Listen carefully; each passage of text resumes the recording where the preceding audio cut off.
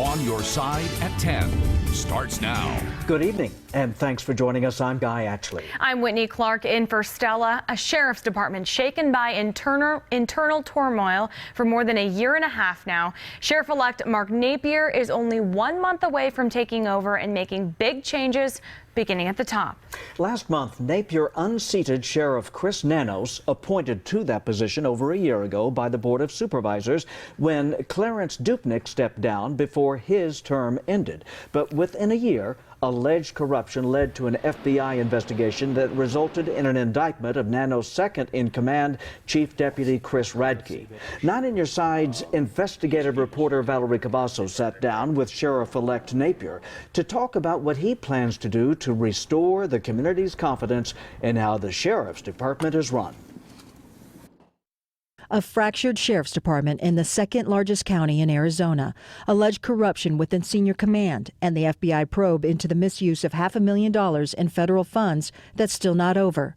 Claims of retaliation against those who sounded the alarm on alleged misdeeds and mismanagement. Sheriff-elect Mark Napier is now tasked with fixing the damaged department and pledges to do it quickly. I've already talked to 2 of the bureau chiefs and said, frankly, can you work harder than you're working? And they said, absolutely we can. I said, good, because you're about to. We're going to flatten the organization out. You're going to work a little harder than you're accustomed to, and I expect your captains to work a little harder than they may be used to, because we're going to consolidate functions. And that includes wiping out 2 senior command positions, Chief Deputy and the recently created Chief of Staff held by Brad Gagnapane, who recently committed suicide. Napier says the consolidations will impact the front lines. So we can transfer some of that money down to compensation, but also towards staffing. Napier also plans to scrutinize the budget, which he believes is slightly in the red. And the stricter oversight includes making sure federal RICO funds are not mishandled. What was happening is there were lump sums of money being given to groups and things without any backtrack to see how those monies had actually been spent.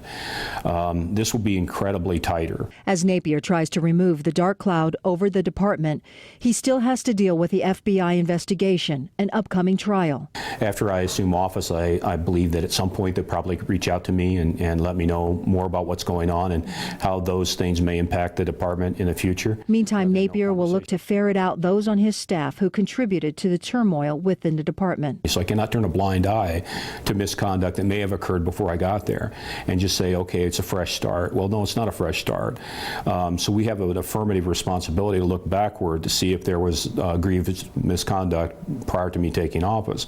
And those people will be accountable to those things. As he holds those who uphold the law to higher standards, he plans to lead by example. The union president accused Sheriff Nanos of workplace bullying and filed a complaint with Pima County, which argued the sheriff is not subject to discipline or dismissal by the Board of Supervisors.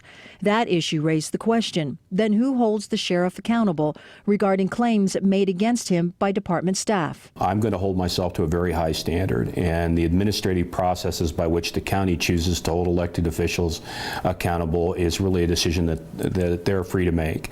So I won't wade in on that one way or the other. Yet I think that we should be accountable to the same rules that any other county employee is accountable to. Napier says he's working to not only bring the pride back into the Pima County Sheriff's Department, he wants to build the bridge back to other law enforcement leaders in southern Arizona, including Tucson Police Chief Chris Magnus. I've already started working on that. I've met with many of the sheriffs already.